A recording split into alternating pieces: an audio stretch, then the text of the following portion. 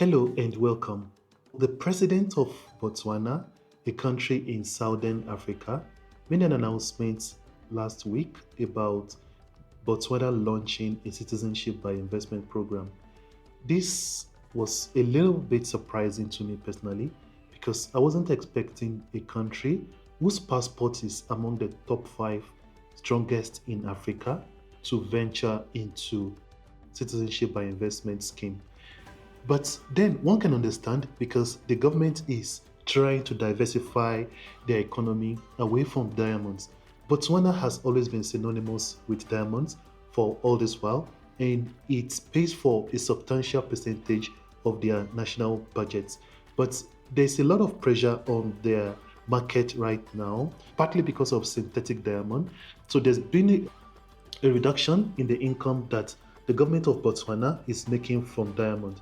And it got very bad last year to the extent that their health sector was experiencing a bit of turbulence. So this year, the government of Botswana is very aggressive in trying to move their economy away from relying on diamond production and sale exclusively.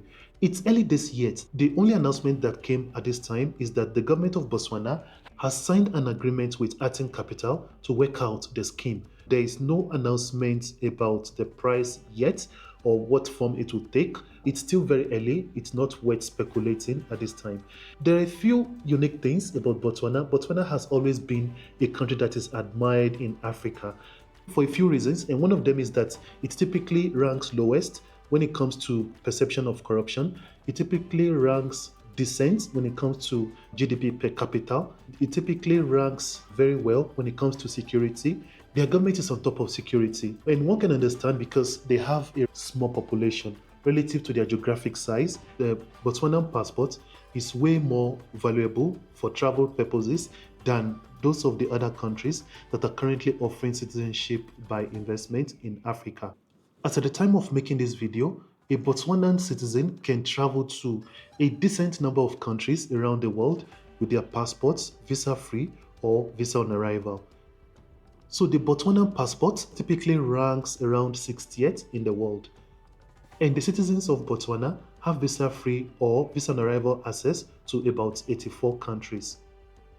Interestingly, Botswana is one of the very few African countries whose passports allow the holders visa-free access to the UK.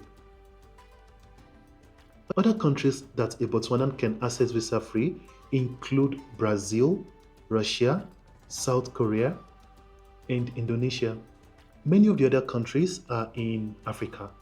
So, considering all the value that a Botswanan passport can offer to its holder, one is tempted to speculate what monetary value the government of Botswana would put on the citizenship by investment and whether they would insist on the applicants spending some time in Botswana.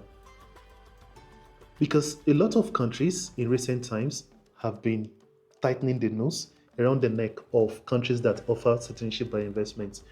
Because those citizenships or those passports have been commoditized, those countries are not comfortable with somebody easily buying citizenship and then gaining visa-free access to their own country. This usually happens with Schengen. And in this case, Botswana doesn't have access to the Schengen zone. But one wonders if the UK would withdraw their visa-free access, considering the fact that in recent years, the UK has withdrawn visa-free access from Namibia and about 11 years ago, South Africa. So among all the countries in Africa that have either started their citizenship by investment program or are planning to do so, Botswana is by far the strongest passport. One cannot help but imagine if a country like Mauritius or Seychelles would consider also offering citizenship by investment. Considering those two are the strongest passports in Africa by far, both of them have visa-free access to Schengen and the UK and a lot of other serious countries. Mauritius has always been on the verge of that anyway because they offer permanent residency by investment.